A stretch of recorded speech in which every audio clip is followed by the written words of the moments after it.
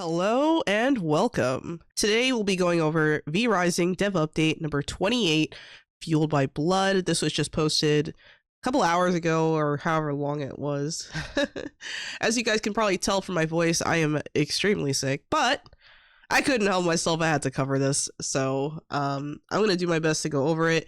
I'm going to start off with a kind of like a TLDR summary at the beginning of this video, and then I'm going to read through the whole thing, so that way if you are just here for the bullet points, you can get that in the beginning. And if you'd like to have me read through the whole thing, which I usually do anyway, you can enjoy that as well. So yeah, let's get right into it. So here's the TLDR. All ability statistics are going to have a soft cap and a hard cap.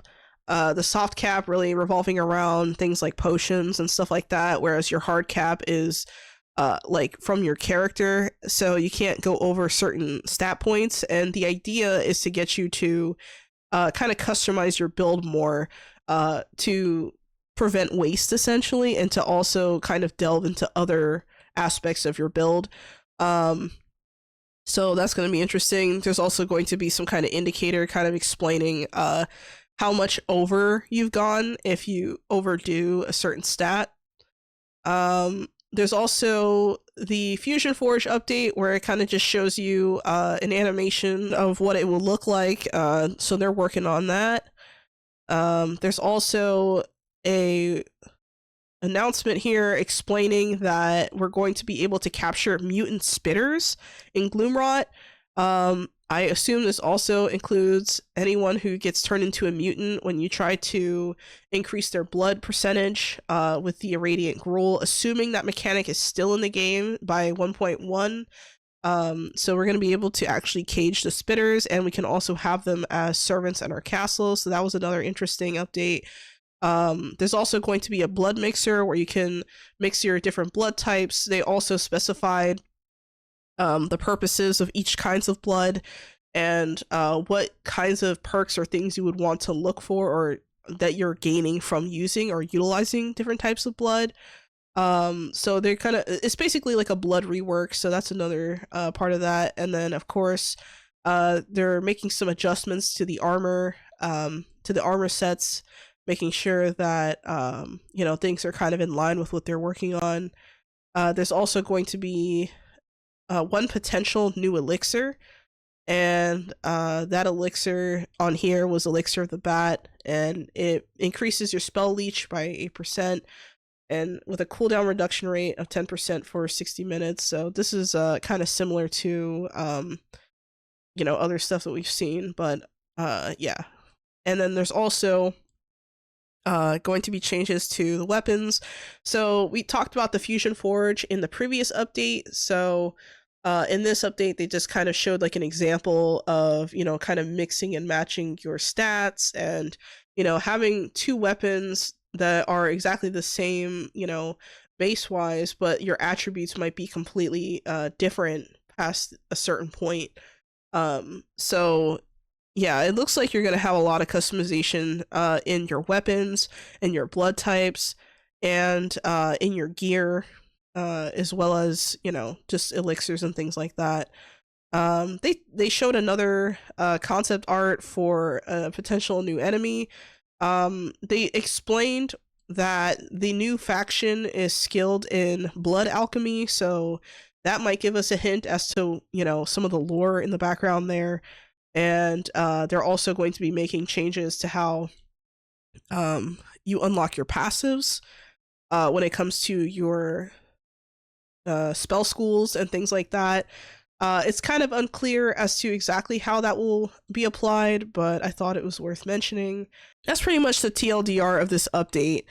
It looks like we're going to have a lot more customization options, and I'm sure like the people who are especially the more competitive players out there are probably going to appreciate some of these changes. I think it's going to be very interesting to see this utilized, especially now that we're supposed to be getting our little arenas, or like our in-castle PvP areas now, even on PvE servers. So it's going to be interesting to see what players decide to do with that. So yeah, so that's pretty much the TLDR there. Okay, so if you guys remember the previous dev update, number 27, they had an image of a enemy or, you know, someone else we're going to be dealing with in the future update or 1.1 patch. And we did a little bit of theory crafting on stream a few weeks ago, or actually a couple weeks ago, I think it was. I'll be leaving that link in the description as well so that you guys can go reference that. But yeah, there's a lot of similar characteristics, you know, the skin is like super dead looking. These guys look like they need hydration, I don't know. And then of course you have the purple with the black, and of course like the double serpent head kind of thing. And I see down here in the bottom right hand corner, it looks like he's holding a second weapon, and that looks like kind of like a serpent as well, and this one looks like a serpent with their mouth open. So there's a lot of symbolism here of some kind that we're probably not privy to, but I think we can pretty much confirm at this point that these are indeed serpents. But yeah, let's continue. Greetings, vampires. It's our hope that the chill of the creeping winter has treated you well and that you're enjoying the darker, longer nights alongside us. Here at Stunlock Studios, we have been taking advantage of the darker nights, working more comfortably so that we can focus on the intricate and arcane. That's right, here in our crypts, we're hard at work with the darkest and most horrid magic of all, math. Though we'll spare you the most painful details, as we are merciful, we'll instead show you the fruits of our labors. Today, vampires, we're going to take a nice bloody bite of one of the most integral parts of the RPG aspects of V Rising. As always, everything we share during development is subject to change.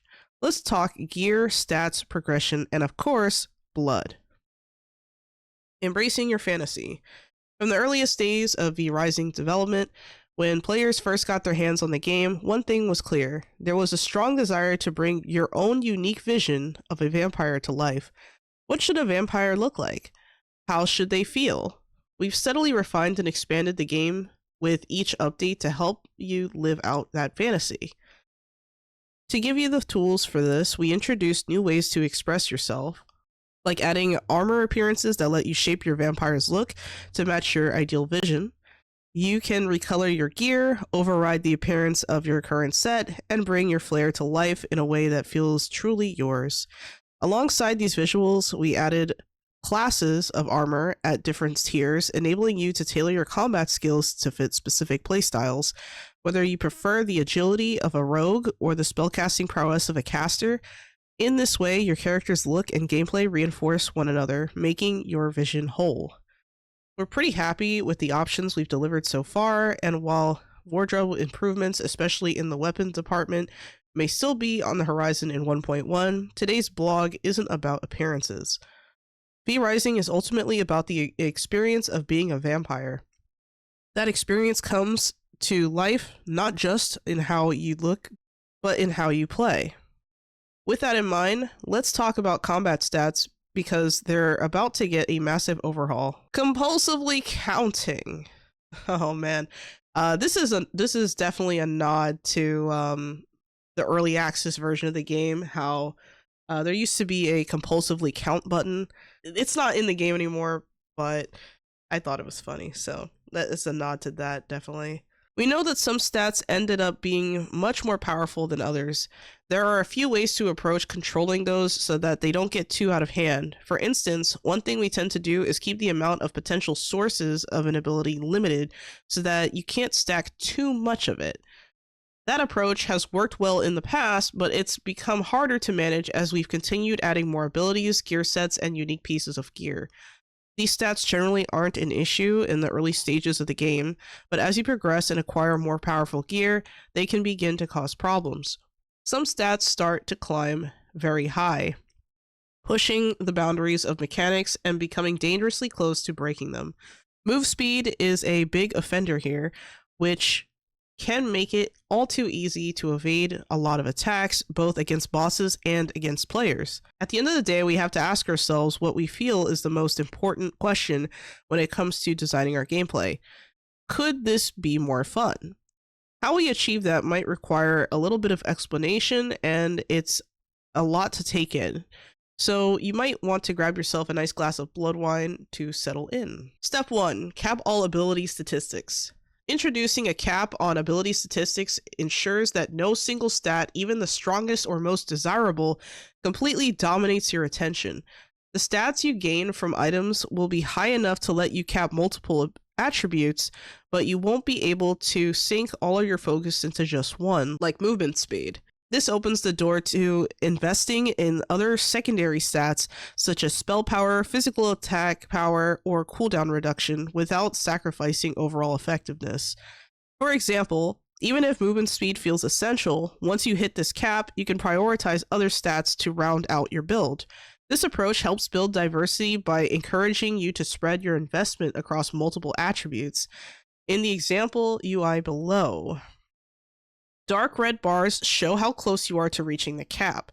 Bright red bars indicate how far you've exceeded the cap, and hovering over the stat provides more specific details. All right, so let's take a look at this image here. I'm going to open this image up in a separate tab just for a little bit of a blow up here. I'm not really sure if the bright and dark red kind of read the way that they're wanting to say it does, because when I look at this image, it's kind of it's a little bit confusing actually.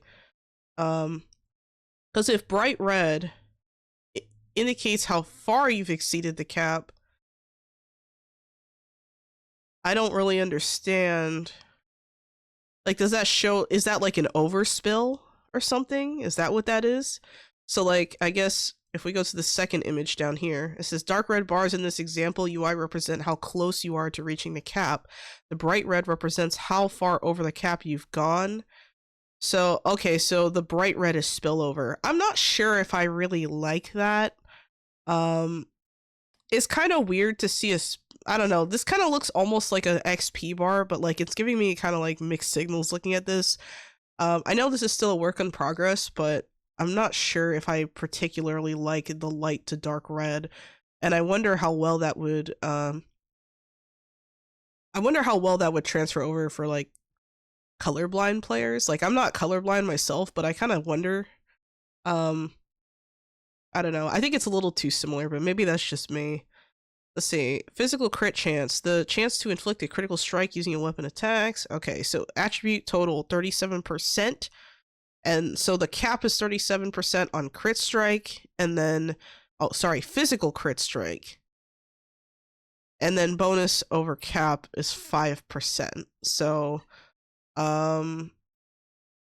if this is 5%, that looks like a big amount compared to whatever this is, because it says here crit chance is 40%, but here it says attribute bonus total 37%. So I don't know if you get like the other 3% as like your base crit chance or something. Is that what they're showing here? Not really sure. I'd have to look a little bit more at this here, but something about the dark red over the, like, I almost want to say that these should be reversed. Like, I almost want to say that the bright red should indicate, you know, that you're fine, and that like they should maybe use a different color to indicate the spillover. Like, maybe if they use like, I don't know, like a weird black or something, like a black color, or some kind of like weird corrupted looking like spillover, or maybe if they just made like a bloodstain effect in the beginning here, like on this part here, like, I don't know, but just something a little bit more obvious, because I don't really like this like light to dark red thing. It looks a little too, it just blends in. Something about it I'm not really a fan of. All right, continuing. Soft caps versus hard caps. We're implementing caps in two ways: soft caps and hard caps. These determine how bonuses apply and whether further increases are limited. Soft caps are the first line of defense to keep stats from becoming problematic. You'll encounter these through long-term sources like gear, potions, passive spell bonuses, and blood types. Hard caps are the absolute upper limit of what you can reach and are just another safeguard. Examples of things that bypass the soft cap are temporary buffs like the ones you get from spells. This ensures that the abilities and buffs still feel impactful without breaking the game. After all, it wouldn't be fun to see abilities stop working just because your stats are too good. Okay, so like kind of going over the soft caps versus hard caps thing, I think this is actually probably a good thing. At least from a first glance perspective, I feel like these changes are probably going to be good for PvP, especially because there are some builds out there that are just absolute like they're just it's too much. The movement speed on certain builds, I mean, how are you supposed to hit a target that can move that quickly? You know, it's not really ideal. So that's just like one example that they brought up. I mean, there's certain, you know, combos and things that are just completely ridiculous.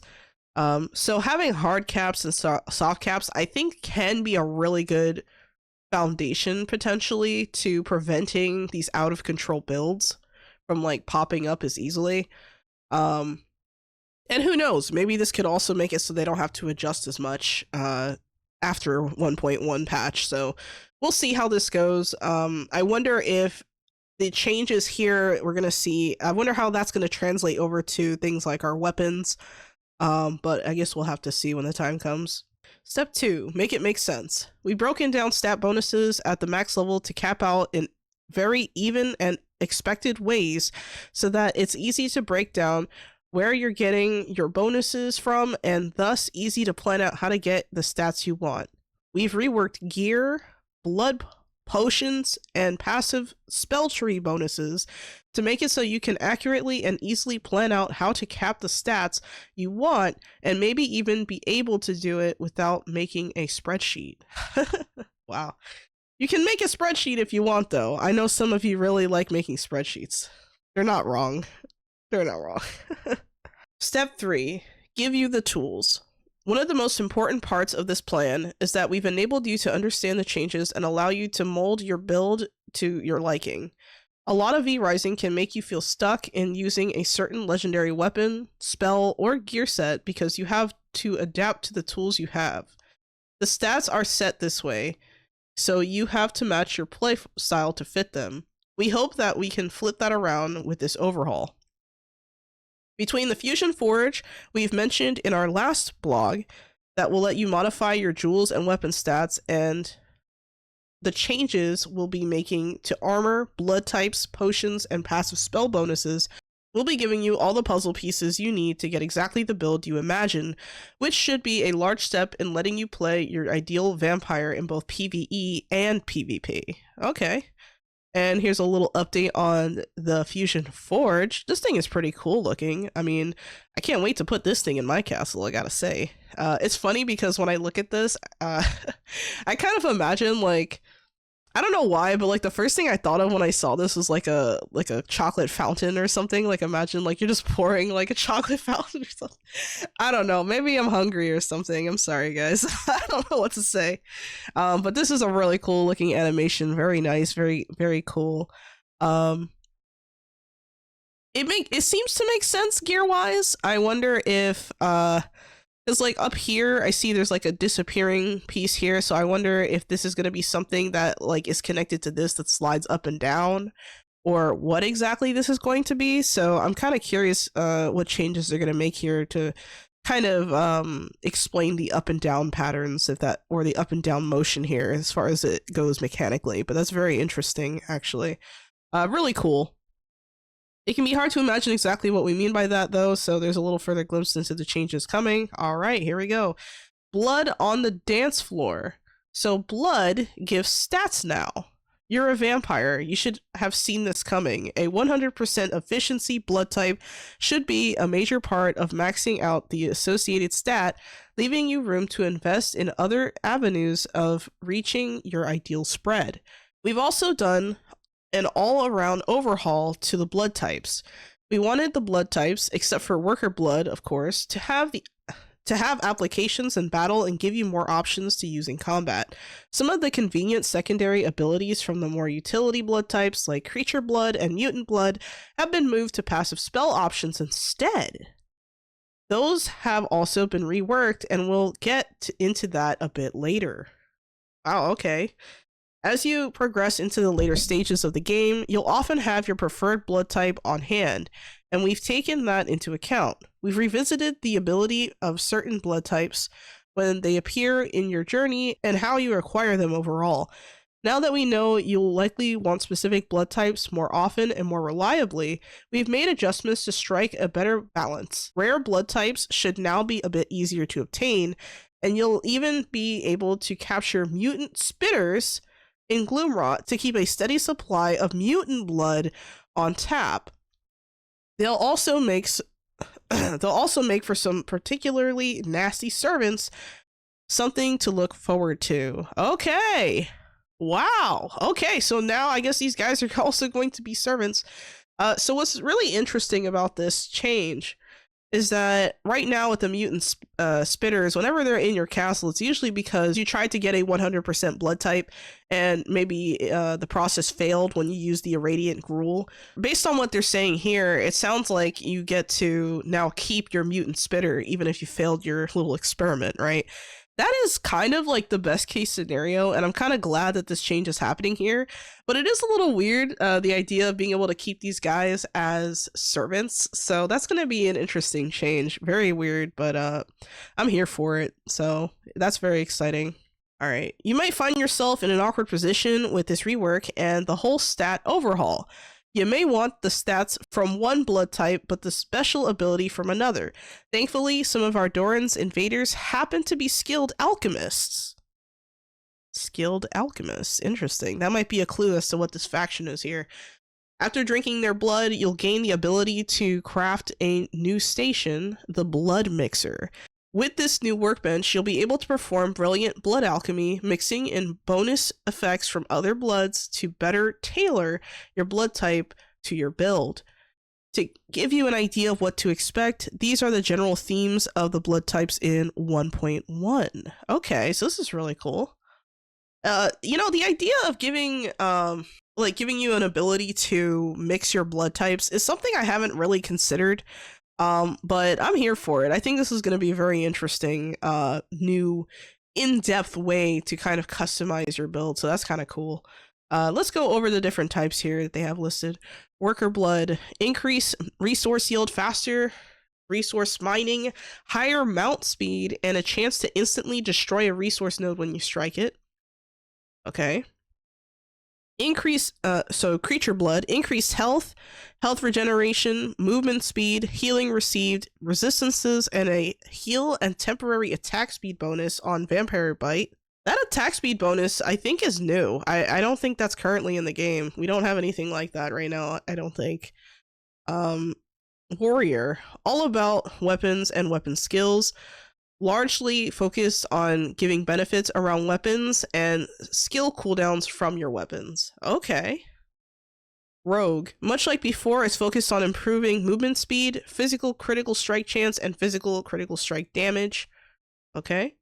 Brute, this blood type is still focused on healing and some light physical power like before, but it's now acquired Warrior's ability to parry, making it the tankier, up close and personal blood type. This is a great change, I think, because, you know, having to choose between warrior blood and brute blood when going against bosses, especially as I've been doing my brutal run, it kind of sucks having to choose between like the safer option and the option that'll sustain you a little bit more. So being able to kind of have the best of both worlds also on this brute trait here, that's kind of nice. All right, here we go. Scholar. Now one of a handful of spell-focused blood types, Scholar maintains its ability to free cast spells occasionally, but is focused on defensive spell power. In addition, it also resets your spell cooldowns when you use your ultimate ability. That sounds broken. I mean, just hearing that, like, this sounds OP already. The fact that it's focused on the defensive spell power, I'm not sure if that's a good idea, considering the problems we've had with Phantom Aegis just kind of being really strong. But who knows? Maybe with the soft caps and hard caps, that might not be a problem anymore. So I'm kind of curious to see how well Scholar Blood fares in that 1.1 patch. All right, Draculin. Another spell-focused blood type. This one, more set on the offensive aspects of spellcasting. It has a small chance of awarding free cast, but it focuses more on spell critical hits and leech. Okay, yeah, so Draculan Blood is more like... I guess it makes sense now why they would have Scholar versus, like, Draculan Blood. The fact that they're kind of specifying it, like, in this way kind of brings a little bit more comfort to the situation. But yeah, I guess we'll have to see how it falls into the context, you know, as far as what people end up preferring, whether they want these two, or if people end up mixing these two, like with the blood mixer. So that's going to be interesting. A mutant, the Summoner's Blood. This now increases spell power, summoned minion damage, and the recovery rate of your ultimate ability. It also spawns mutant rats when you cast your ultimate. For all the vampires who dreamed of the ability to control mutant rats, this one is for you. Wow. So this is going to be this is actually kind of cool. I think in a way it gives more credibility or creates a more viable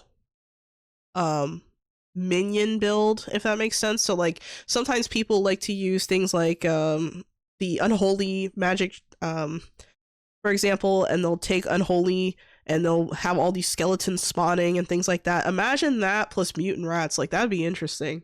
So this is going to be very interesting to see. I'm not sure how well this will fare against new bosses and things like that. But this is definitely really interesting. So for those of you who like to play with a bunch of minions at your disposal, this is probably the blood type for you. So this is going to be really interesting. And I can only imagine what, you know, mixing this with like other types of blood and stuff. Like imagine like you have like a horde of like mutant rats and then you mix it with like Draculan blood or something. Like I wonder which of the stats you're going to be able to mix and match, or if there's going to be like hard barriers to prevent you from mixing and matching two specific kinds of stats between two different bloods. So this is going to be kind of interesting to look at. All right, here we go. So blood pool. This is a warrior rogue blood type, so this is interesting. Increased physical power and veil attacks deal 30% bonus damage. Okay. 16% increased weapon skill cooldown recovery rate and 6% increased weapon skill leech.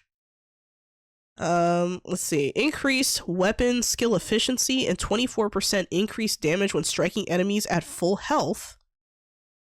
Huh, okay. 12% increased weapon free cast and boost all effects by 20% and increases the maximum cap of those effects with an equal amount.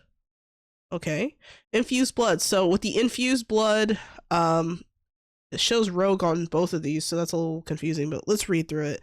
So it says 12% chance of critical strike on weapon attacks and 10% increased physical critical strike power. 50% chance on critical strike to expose victim's armor, increasing damage taken from all sources by 15% for 4 seconds. Wow. That sounds pretty powerful. I mean, 4 whole seconds? That's crazy. You will slowly lose health if you run out of blood. Okay, we knew that. A potent layout for a mixed warrior rogue blood. We're still working on the values, so these are not final. This is kind of interesting, but I can see that, I don't know. I'm kind of, like, I think it's going to be really interesting mixing and matching these blood types, but I almost kind of question if the changes to the blood types and the values they provide and things like that and the perks that you get, I wonder if that's going to kind of, like, be the new thing that's, like, overpowered or out of control. I can't help but wonder that because, I mean, even if you have like a hard cap or like a soft cap on certain things, if the synergy is just so good, I mean, people are going to be probably finding out what they like the most to use or what they prefer to use depending on their weapons and stuff. So I don't know. It's going to be really interesting to see some of these higher skill players. And when I say higher skill, I mean like, you know, people who like to experiment with the values and stuff. It's going to be interesting to see what they come up with. Equip yourself with power. While the general concept of the gear sets will remain pretty similar in terms of getting a bulk of your stats from them, Other sources of craftable items will become much more fluid and give you more control over your sources of enhancement. Primarily, this comes in 3 forms. The first step is to change all gear sets, focusing on balancing their stats and equalizing set bonuses. Armor now provides cleaner, simpler, and more even bonuses, making it much easier to see when you're approaching a stat cap without dealing with messy or uneven totals.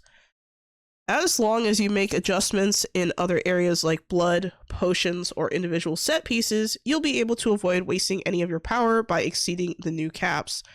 Alright, let's take a look. It says here, each individual change is small, but it adds up. Alright, so it looks like here, this is the Dracula's Dread chest guard. This is what we currently have from what it looks like. And for the attributes, the max health is the same. There is no +1 physical power, which is interesting, but there is a 1.5% bonus physical power, whereas it used to give 1.2% damage reduction, so that's kind of different. Alright, so let's look at the values for like the sets. So how it used to be is that if you had 2 pieces of the Dracula's Dread set, or sorry, the Dracula's Dread Regalia, you would have an increased weapon cooldown recovery rate by 10%. Now, instead, it'll be an increased weapon skill efficiency by 12%. Huh, okay. If you have 3 pieces, then it used to be that you would get increased healing received by 20% and shields applied on you absorb 12% additional damage. And now instead, it'll increase the weapon cooldown recovery rate by 10%. It used to be that veil attacks deal 30% bonus damage, and they kept that the same. So it looks like what they're trying to do is at least to me, it looks like they're trying to kind of even out or like tone down the stats or like the customizability a little bit of the armor almost. But that's just like one example here, so we'd have to see what the final 1.1 patch shows us, but this is kind of interesting. What I find interesting also is that they moved the tier 2 or the 2-piece stat over to the 3-piece stat, but they kept the 4-piece stat the same. So I wonder why they felt the need to change the increased weapon cooldown recovery rate versus the increased weapon skill efficiency. Like, what does that mean? Like, when you say weapon skill efficiency, I'm guessing that means, like, the efficiency of, like, using your Q or E combos. So, I don't know. That's kind of interesting. We will have to see. The second stage to itemization will introduce a much wider array of stat buff potions. It will no longer be just the Potion of Rage and Witch Potion for physical and spell power, but we're also introducing different elixirs. This is a new variety of potions, and you'll only be able to activate one at a time, but each one is associated with a different secondary stat to fill out your build further. Okay. Elixir of the Bat, a brew that increases spell leech by 8% and spell cooldown rate by 10% for 60 minutes. Only one elixir, okay. Effect persists through death, okay. And it looks like it uses Blood Rose, Bleeding Heart, Greater Blood Essence, and Empty Glass Bottle. So it kind of reminds me a little bit of the Vampiric Brew. So, I don't know, maybe it's going to be... I wonder if the Vampiric Brew is going to be on the same class as this elixir, or if they're going to rename it or something. We'll see. This is one potential new elixir. These numbers may change significantly. Okay. Third is the most applicable during later stages of the game. Still, as we've mentioned, with our introduction of the Fusion Forge, we will be giving you the ability to mix and match stats and benefits of your legendary weapons. This is also going to be true of the unique artifacts. While they will keep their specific unique abilities, the statistics on them are not randomized and can be edited through the Fusion Forge. This should give you a lot more flexibility with your gear. You will no longer have to adapt to the weapon stats, but now you can make sure your unique artifact feels properly legendary and molded to be your ideal weapon of war. Thank God. I really like this change here. All right, here we go. So let's take a look. So So this is Apocalypse. This is the Great Sword. All right, so it looks like the abilities are the same. Bonus movement speed. Oh, so it looks like the attributes can be. Oh, I see. Okay, hold on. So it looks like this here is like another different visual indicator of, you know, how much of a stat you can max out on that particular weapon. That's interesting. At least that's what it kind of looks like to me. So, if we had 10.5% bonus maximum health. Oh, okay, so this is a totally different stat altogether. So you can have the same weapon with different stats, which we kind of knew based on what they were kind of telling us in the previous update.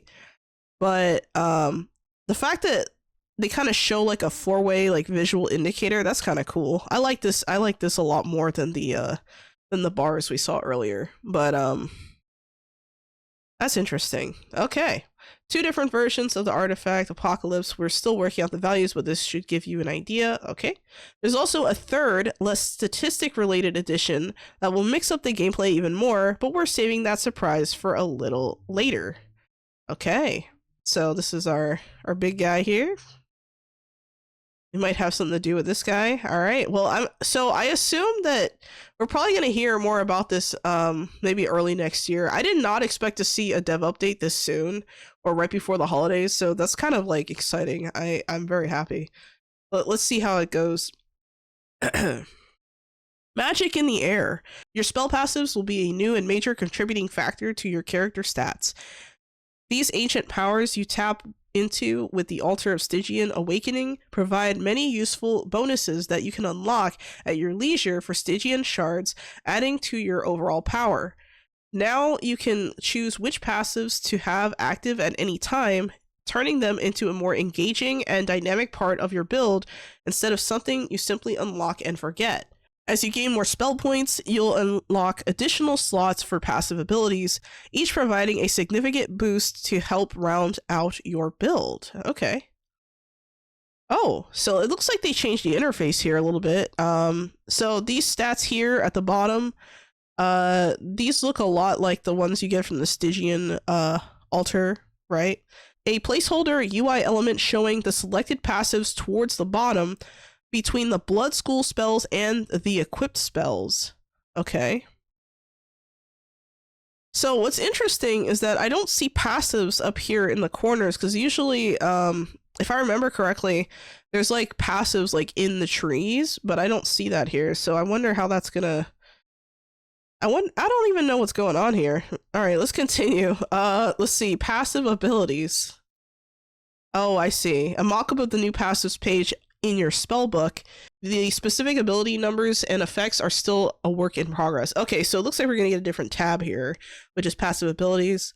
Oh, okay, so they just kind of visually made it cleaner, it looks like. So like if you're getting passive abilities, right, these look like the Stygian ones. So are they just going to add that as a tab now? Is that not going to be a buff for your clan anymore? Like how is that? I don't understand this. Okay, I'm not going to read through all this. Here are a few more examples of potential passives. As with the other images, the specifics are still in development. Okay, so it looks like you're going to have to like almost pick and choose what your passive abilities are, and then like as you gain points, you can just kind of additionally add to these slots, which I guess is fine. So it looks like the Stygian altar might be getting some kind of rework here. It's a little confusing. Something I want to point out though, I'm just going to open this image in a separate thing here. This is a new icon I've never seen before. I have no idea what this is. So that might be a hint as to what we're going to see in the future. These other icons look somewhat familiar to me. But yeah, if I missed anything, someone please let me know in the comments. Alright, here we go. Schemes unfolding. Altogether, we hope these changes culminate in an experience that lends itself to an all-around more immersive, more fun, and more interesting vampire journey. Through customization, you better get to feel your fantasy come to life. These are, of course, far from the only changes that are coming to Vardoran in the coming update, but we thought you, our most dedicated and interested vampire, might enjoy a more thorough look into what we're crafting. That's all for now. We hope you found this a fitting meal to get you through this leg of the cold winter season. However, this isn't the last time you'll hear from us before the winter is out. Keep an eye out on our socials for more news in the future, and we'll see you in the new year. Happy holidays, my creatures of the night. Okay, so what's really weird is what they said here. This isn't the last time you'll hear from us before the winter is out, so are we gonna get like another update next month? Spring isn't until like March. Usually when they do an update, it's like sometime in May.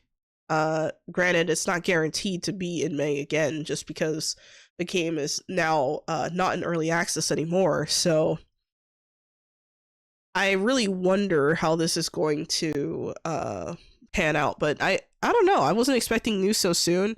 As far as my conclusions, I think that the overall patch is kind of interesting. I think that we got a lot of nice little juicy tidbits. I'm not much of a number cruncher when it comes to stats, efficiency, and stuff like that. So to see that there's like more visual indicators a little bit on, you know, hey, you're going over your limit or something like that, it definitely helps. And I think some of these changes, they make sense overall. I really hope that there's no like combinations that are like so out of control or something, but I feel like with these changes, if there are changes that need to be made, it's going to be hopefully a lot easier for the devs to be able to adjust or make adjustments, so that if anything is like particularly out of control, they don't have to go and like you know, change the stats on like 100 freaking things in the game. They can just say, hey, we're going to make the hard cap this, or we're going to lower the cap or whatever. Like I can see that being a more time efficient option potentially, but I mean, I'm not a game dev, so I don't really know, but I don't know. You guys tell me what you thought about this update. You know, was there anything you thought was interesting? Was there anything that you look forward to? Were there things you didn't like about the announcement here, the update? Let me know in the comments below. In case you don't know, my name is Xolo Q. I'm a Xolo Waits Quaintly, Reaper, and Guide to the Underworld. I typically stream 3 times a week on Twitch, Kick, and YouTube, and you can find me on my various social media. If you haven't already, please leave a like, share, and subscribe, and as always, Xolo out.